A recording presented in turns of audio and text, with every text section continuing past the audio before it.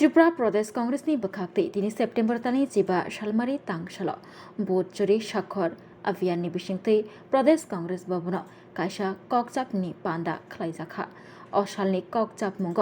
मानजागैखा प्रदेश कांग्रेसनि कास्को आशिष कुमार साहा खुबै गुबुननि आदंग्रग अ सालाव ककजाप मुंग 5 करोड़ लोकरगनि सिगनेचार नावै राष्ट्रपति खबै इंडिया इलेक्शन कमिशन नि थानी क्लेम सर्टिफिकेट रिजागनाय अ ककजाप लाइखा त्रिपुरा प्रदेश कांग्रेस बदल अशालो कक माथुमनाय रंनि बसकांगो फायै प्रदेश कांग्रेस नि कास्को आशिष कुमार साहा शाखा गणतंत्र जत भोट फाननि शाखाव डिपेंड गोबांमा आमचाइरको भोटार तालिका रक गोबांमा बररकनि मुंबाइ नांकुकमानि तथ्य सय लामातै खालायजाकमानि मांपिलि करिखा गोबांमा बररकनि भोटार लिस्टनि मुं नरि रोजाखा फेक भोट रक नाहारजाकै दंगो अबाहायनो शाखा प्रदेश कांग्रेसनि कास्को आशिष कुमार साहा बशाखा सय भोट रुनाय रकनो भोट रिजागिया गारै भोटार लिस्टनि मुं रक नरजाखा हाइनि बागै हास्ते हानि जत लोकरकनि मुं भोटार लिस्ट टंगनानि नांनाय शाखा प्रदेश कांग्रेसनि कास्को आशिष कुमार साहा हाइनि बागै टंग संतनाय लोकरकनि ककनो वानसगै हास्ते हाकतरनि लोकरकनि ककनो वानसगै हाकतर गोनांगै साखर अभियान खालायनानि कबखा प्रदेश कांग्रेसनि कास्को आशिष कुमार साहा तै प्रदेश कांग्रेसनि बखाक्तै जुदा जुदा सानमुं सानै भोटार लिस्टनि मुं नरजाकमानि सय भोटार रक भोट मारिया ओंनानि वानसगै अबाहाय सामक सित्रा रकनो केबेंगै केरंनि बिसिंथै गराक याप्रि रमनानि बागै कबखा प्रदेश कांग्रेसनि कास्को आशिष कुमार साहा कमिटी पूर्व घोषित कर्मसूची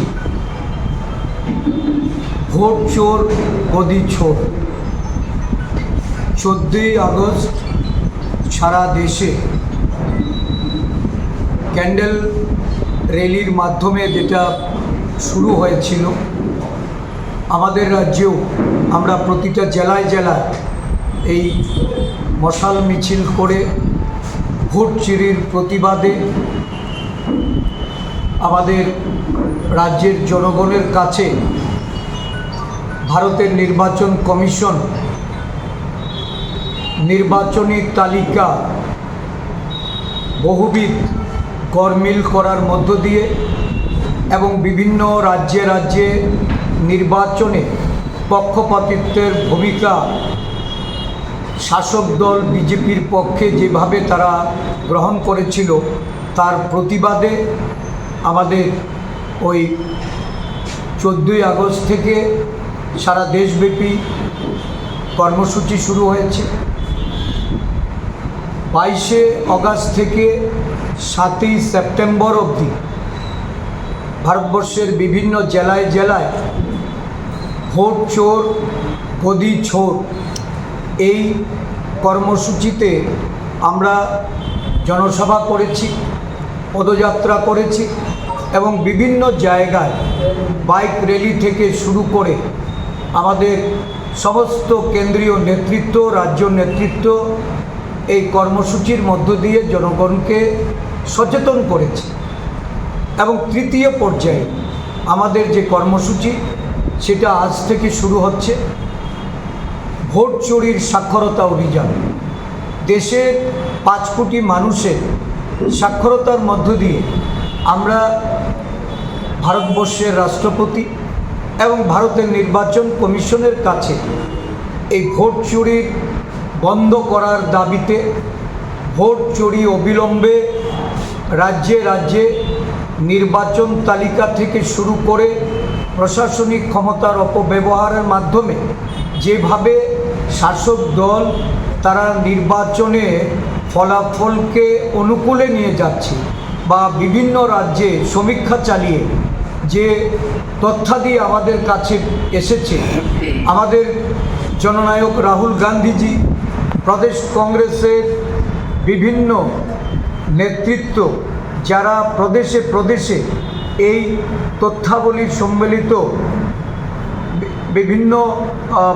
নির্বাচন কমিশনের যে এই ভোটার লিস্ট থেকে শুরু করে বহুবিধ বিষয়ে তাদের অসহযোগিতা এবং তাদের এই নির্বাচন তালিকায় অবৈধ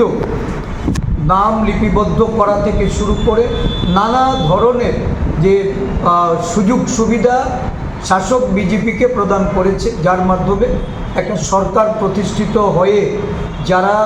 বৈধতা অনুযায়ী সরকারে আসতে পারে না,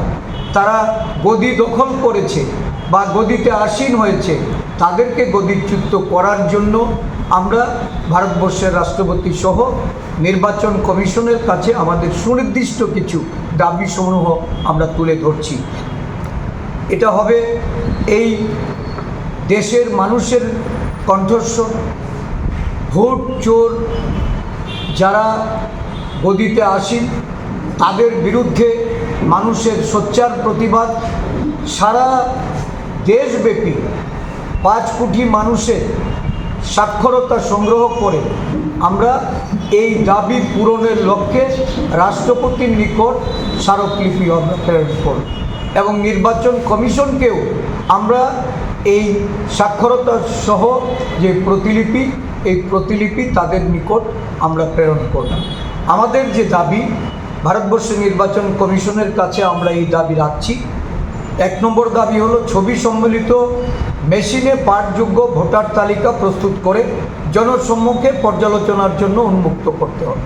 2 নম্বর দাবি, প্রতিটি নির্বাচনের আগে ভোটার তালিকা থেকে নাম বাদ